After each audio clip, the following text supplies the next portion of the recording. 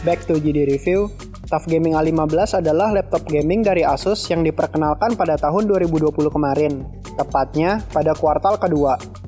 Pada waktu itu, TUF Gaming A15 mendapat banyak sekali respon positif dari rekan-rekan tech YouTuber, terutama soal raw performance dan harganya yang best value banget. Kami juga sempat ada membuat video mengenai 5 alasan kenapa TUF Gaming A15 ini layak dibeli.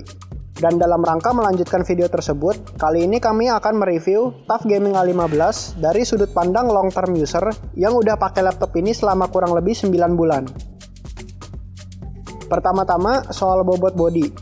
Satu hal yang kami ingin sampaikan adalah laptop ini berat, like really heavy, bener-bener berat. Dengan bobot sekitar 2,3 kg dan tebal 2,5 cm, ini bukanlah laptop yang ideal untuk user dengan mobilitas tinggi. Kalau kalian sempat ngincar TUF Gaming A15 untuk kebutuhan gaming sekaligus kerja di luar rumah, poin yang satu ini akan jadi pertimbangan buat kalian. Karena selain laptopnya yang berat, power brick-nya juga gede banget, dengan beratnya yang 3/4 kg. Saya sendiri agak kapok kalau harus bawa TUF Gaming A15 ini untuk bepergian, apalagi untuk perjalanan yang lebih banyak jalan kakinya, karena serasa kayak bawa buku mata pelajaran waktu SMP. Kita harus ingat bahwa namanya aja udah TUF Gaming, yang dimana target marketnya adalah orang yang emang butuh laptop untuk dipakai gaming berperforma tinggi dengan harga yang paling best value. Jadi bagi kami wajar aja kalau aspek yang satu ini jadi kelemahan. Tapi meski begitu, sisi build quality dan desain dari TUF Gaming A15 direpresentasikan dengan sangat baik dan gak ngecewain.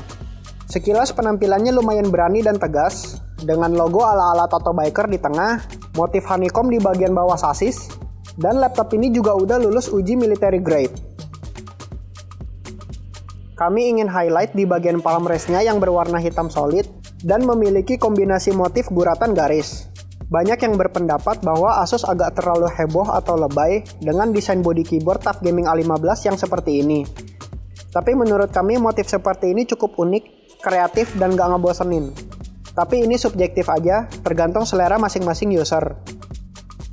Bagian heatsinknya yang berwarna coklat keemasan menambah kesan mewah dan gahar, layaknya mesin tangguh yang dipamerkan. Yang kedua yaitu soal display. Layar dari TUF Gaming A15 ini menggunakan value IPS level panel berukuran 15,6 inch dengan resolusi Full HD dan refresh rate 144 Hz, yang udah support adaptive sync untuk mengurangi stutter dan lag. Which is udah cukup oke untuk memenuhi standar display budget laptop gaming pada umumnya. Kontras dan viewing angle-nya juga cukup oke, dengan range brightness yang memadai di segala kondisi pencahayaan. Namun sayang banget, color gamut dari layar ini hanya mengcover sekitar 60% sRGB dan 47% Adobe RGB. Sehingga bagi kalian yang berprofesi sebagai desainer atau professional gamer yang matanya udah custom dengan monitor yang memiliki color gamut tinggi, akan ngerasa tampilan warna yang dihasilkan dari TUF Gaming A15 ini agak wash out atau pucat. Saya sendiri ngerasain pada saat pakai laptop ini untuk foto retouching dan graphic design, terkadang ada perbedaan-perbedaan warna halus yang tersamarkan, karena layarnya nggak kuat untuk nampilin. Kita bisa ngakalin kekurangan ini dengan menggunakan monitor eksternal, menggunakan port HDMI atau DisplayPort dari USB Type-C laptop ini. Dengan coverage sRGB yang sedemikian rendah, ini bisa jadi merupakan poin kedua untuk jadi pertimbangan sebelum membeli laptop ini. Karena agak sayang aja kalau laptop gaming yang jeroannya udah kenceng, tapi displaynya memiliki satu kekurangan yang cukup dalam untuk menyaingi beberapa kelebihannya yang lain. Ngomong-ngomong soal jeroan, ini bagian yang paling menarik. Dapur pacu TUF Gaming A15 ini ditenagai oleh CPU Ryzen 7 4000 series dan GPU RTX 2060 dengan RAM 8GB DDR4 3200 MHz dan storage SSD 512 GB NVMe PCI Express. Ada juga 10 varian lain dari TUF Gaming A15 dengan kombinasi Ryzen 9 atau 5 dan GPU GTX 1660 atau 1650 dengan harga yang menyesuaikan dengan budget kalian. Dengan setup storage dan RAM yang demikian, sebenarnya laptop ini udah cukup memadai untuk berbagai task gaming maupun productivity. Namun kalau untuk pemakaian jangka panjang, kami sarankan agar menyediakan budget tambahan untuk menambah storage berupa SSD atau HDD dan RAM agar laptop ini semakin future proof dan performanya nggak bottleneck gara-gara kekurangan RAM atau storage. Ya, TUF Gaming A15 ada menyediakan satu slot sodium RAM kosong, satu slot SSD M.2 NVMe PCI Express, dan satu slot HDD 2,5 inch.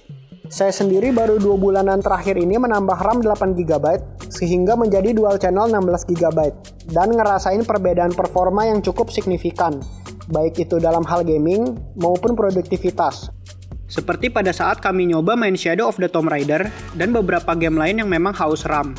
Perbedaan frame rate-nya mungkin gak terlalu banyak, tetapi akan sangat mengurangi FPS drop.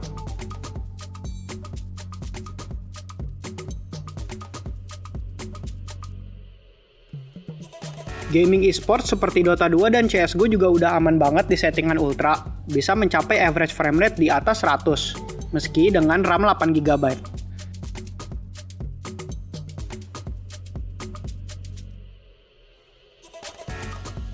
Sistem pendinginannya juga cukup baik, dengan 3 fan profile yang bisa kita atur sendiri melalui Armoury Crate. Suhu internal bisa stabil di sekitar 75-80 derajat Celcius pada saat full load di suhu ruangan. Tapi menurut kami mode turbonya bener-bener berisik banget dan bisa ngeganggu orang sekitar kalau misal kita lagi pakai laptop ini di tempat umum seperti kafe. Bahkan suara bisingnya bisa tembus ke dalam in-ear earphone pas saya lagi dengerin podcast sambil rendering video. Karena perbedaan performanya nggak terlalu beda jauh dengan fan profile performance, maka mode turbo hampir nggak pernah saya pakai, kecuali kalau lagi gaming di kondisi ruangan yang cukup panas.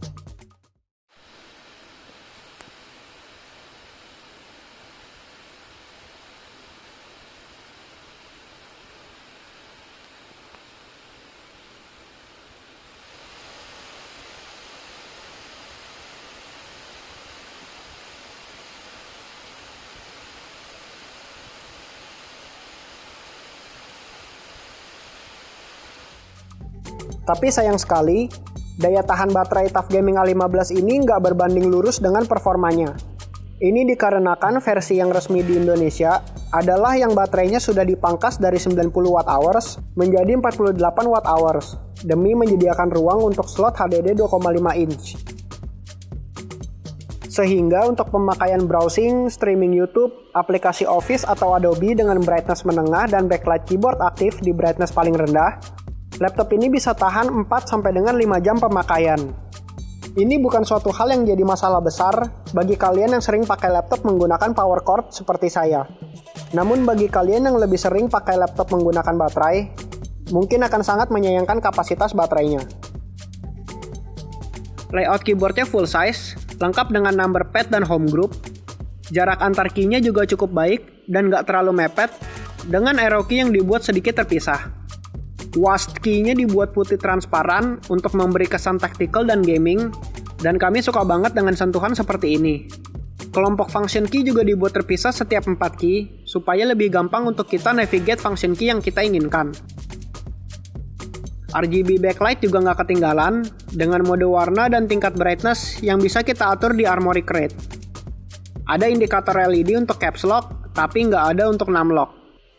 Menurut kami, akan lebih mendingan kalau di numlock juga dikasih LED indicator. Pengalaman mengetiknya nyaman dan enak banget, meski travel distance-nya agak jauh, tapi actuation force-nya udah pas dan bikin betah buat berlama-lama mengetik. Memang sih, bagian plastik di sekitaran keyboardnya agak sedikit ringkih, dan gampang banget tenggelam ke dalam kalau ditekan. Tapi pada saat pengetikan biasa dan normal, hal ini sama sekali nggak kerasa. Kelengkapan portnya juga cukup memadai, dengan 2 USB 3.2 Type-A, 1 USB 3.2 Type-C Gen 2 yang belum Thunderbolt, tapi udah support DisplayPort 1.4, audio combo jack, RJ45, dan HDMI, serta USB 2.0 Type-A. Absennya card reader dari laptop ini nggak terlalu jadi masalah buat kami, karena port USB-nya udah cukup banyak untuk dipasangkan hub. Konektivitas wireless-nya menggunakan Wi-Fi 5 AC dan Bluetooth 5.0. Webcam-nya memiliki resolusi 720p dengan built-in mic yang menurut kami udah cukup oke untuk laptop gaming yang bisa sekaligus nemenin conference call atau vid call Discord. Ini adalah hasil perekaman webcam dari TUF Gaming A15 di kondisi ruangan yang cukup cahaya. Menurut kami nggak terlalu gelap, masih cukup jelas, dan 30 fps-nya pun nggak patah-patah untuk mengkompensasi exposure-nya. Kalau masih terlalu gelap pun bisa ditambahkan sedikit cahaya. Menurut kami performa kameranya udah cukup baik untuk conference call atau untuk Discord bareng dan sebagainya. Mikrofonnya pun cukup jelas dan nggak bergema. Final conclusion dari kami adalah TUF Gaming A15 merupakan pilihan yang tepat bagi kalian para user yang main concern-nya adalah raw performance. Laptop ini juga merupakan salah satu yang paling best value di pasaran laptop gaming. Apalagi dengan akan datangnya TUF Gaming A15 versi 2021, A15 versi 2020 pastinya bakalan turun harga untuk penghabisan stok. Dengan 2 slot upgrade storage dan RAM yang upgradable up to 32 GB, kami rasa TUF Gaming A15 bakalan bisa nemenin kalian paling enggak untuk 4 tahun ke depan.